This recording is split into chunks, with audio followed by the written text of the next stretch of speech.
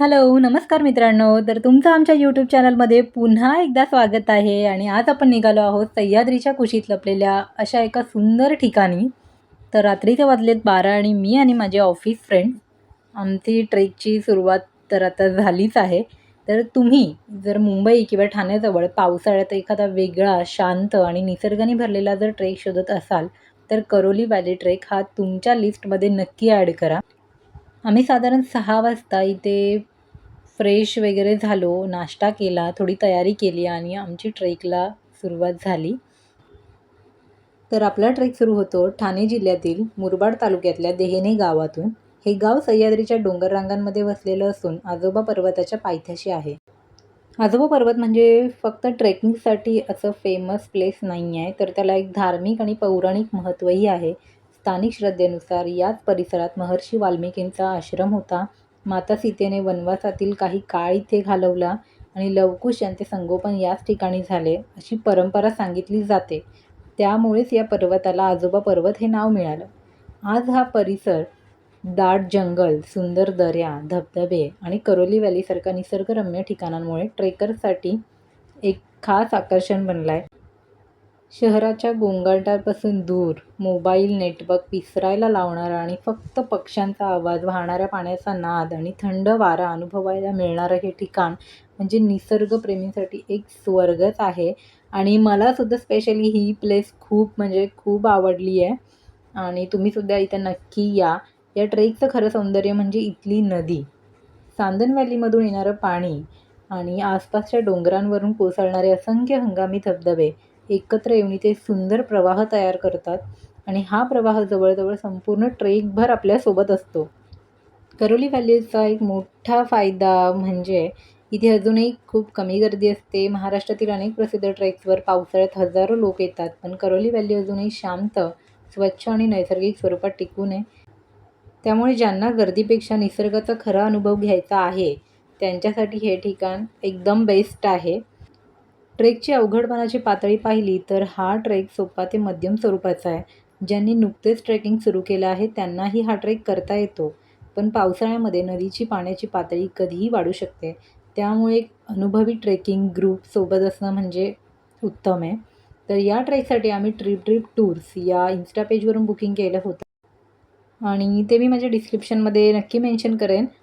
तर देहने गावातून सुरुवात केल्यानंतर सुरुवातीला गावातील पायवाट आणि शेतीमधून आपला प्रवास सुरू झाला. त्यानंतर हळूहळू आपण दाट जंगलामध्ये प्रवेश केला. जसं-जसं पुढे जात होतो तसं-तसं अनेक लहान-मोठे ओढे, नदीचे प्रवाह आपल्याला क्रॉस करावे लागले आणि पावसाळ्यात या पाण्याच्या प्रवाहामुळे संपूर्ण परिसर धुक्याने आणि हिरवाईने भरून जातो. प्रत्येक काही अंतरांवर वेगळा नजारा पाहायला मिळतो. आणि तुम्हाला तर माहितीच आहे की सोशल मीडियावर जर एखादा फोटो आपण अपलोड करतो तर त्यामागे 50 रिटेक्स होतात. हे तर फक्त आपल्या मित्रांनाच माहिती आहे. तर या सुंदर निसर्गाचा आनंद आता तुम्हीही घ्या.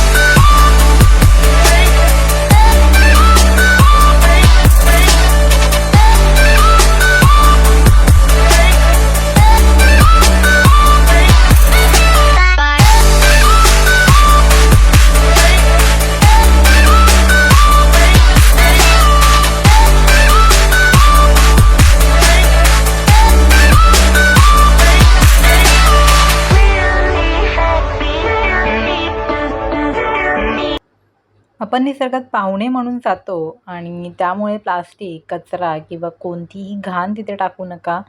निसर्ग जसा आहे तसा स्वच्छ आणि सुंदर ठेवणं ही आपली जबाबदारी आहे. आणि या ट्रेकला येताना काही गोष्टी आम्हाला सांगितल्या गेलेल्या, की नेहमी चांगले ग्रीप असलेले ट्रेकिंग शूज यूज करा आणि पावसाळा असल्यामुळे बॅगसाठी एक वॉटरप्रूफ कवर, परत फक्त एक्स्ट्रा पेअर ऑफ क्लोथ्स सोबत ठेवायला अजिबात विसरू नका. ते नक्की तुम्ही कॅरी करा. आणि मोबाईलसाठी वॉटरप्रूफ पाऊच तर सोबत ठेवालच. पुरेसं पिण्याचं पाणी, थोडंसं स्नॅक्स आणि थोडं मेडिसिन.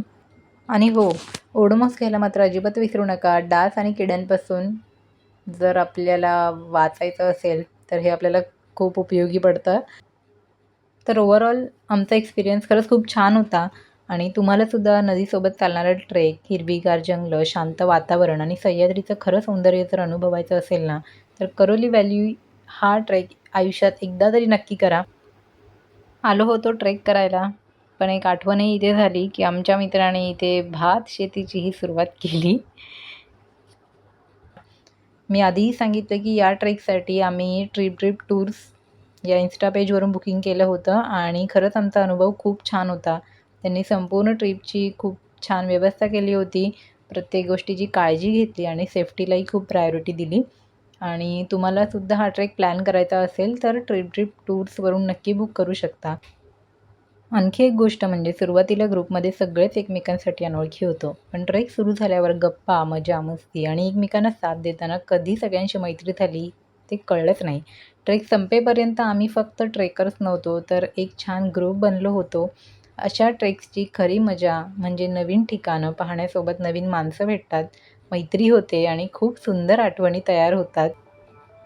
तर मित्रांनो, आजचा करोली व्हॅलीचा ट्रेकचा प्रवास इथेच संपतोय. जर हा व्हिडिओ तुम्हाला आवडला असेल तर व्हिडिओला लाईक करा आणि तुमच्या ट्रेकिंग मित्रांसोबत शेअर करा. आणि अशाच भन्नाट व्हिडिओजसाठी आपल्या चॅनलला नक्की सबस्क्राईब करा. तर पुन्हा भेटूया एका नवीन प्रवासासोबत. तोपर्यंत जय सह्याद्री आणि निसर्ग स्वच्छ ठेवा. Thank you for watching.